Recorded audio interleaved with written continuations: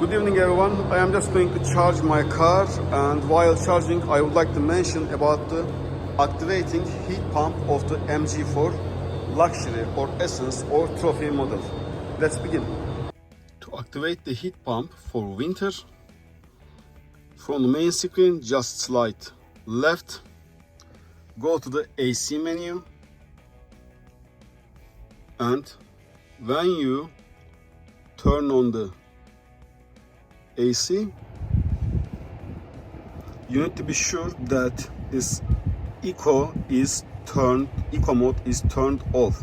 But it is not enough. Then you need to go to the settings here and also turn this follow eco drive mode off, because